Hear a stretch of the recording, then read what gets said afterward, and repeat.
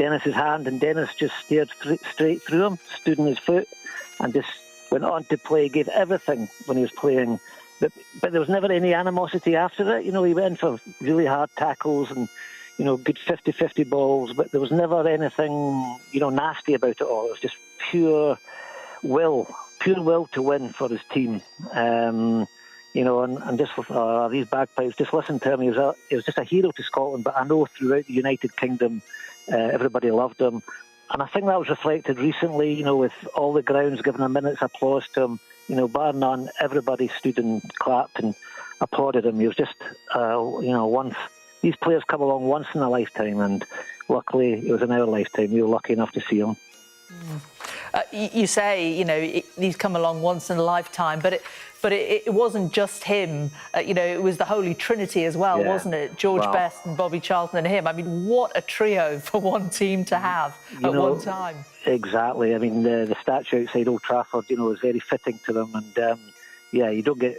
It's very rarely you get three players like that in the one team. So that was pretty unique, and you know, they'll always be remembered. And sadly, Dennis was the last one of the three. But it's nice also that he's got a statue up in Aberdeen, and it was nice that Dennis saw that. He was there to see it unveiled with his iconic hand and finger in the air goal celebration. So I think he knew how much he was loved, and he would have, you know, loved this send off he's getting with the saltire and the bagpipes. He would have loved that as well in Manchester, of course, you know, where he loved so much. And not a bad word to say about him. We heard from Peter Schmeichel a little while ago saying he was just a great man, a great human being. I grew up with him as an icon. And Sir Alex Ferguson, in his tribute to him, also talked about his personality, being an incredible human being and just a really competitive human being. I mean, that is important, isn't it? It's not just being brilliant on the pitch and having the style and the flair.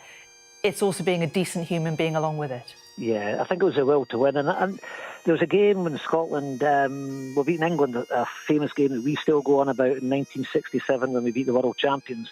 And Jim Baxter, another fantastic player, was playing keepy-uppy with the ball. And Dennis was just saying, no, we want more goals. He wanted to score more goals. He didn't want a showboat. He wanted the goals and the victory. And, you know, and he was like that all through his career.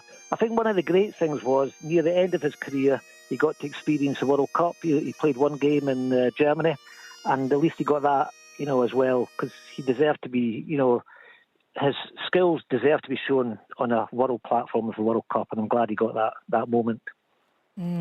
So he was lucky enough to see the tributes to him and recognition of his achievements throughout his life, wasn't he? But the last years of his life, affected by Alzheimer's and vascular dementia, he was the sixth member of the United squad that won the European Cup under Busby to suffer from dementia, wasn't he? And it was something that perhaps, you know, the players of his generation weren't aware was a risk. Yeah, I'm certain that's the case. And also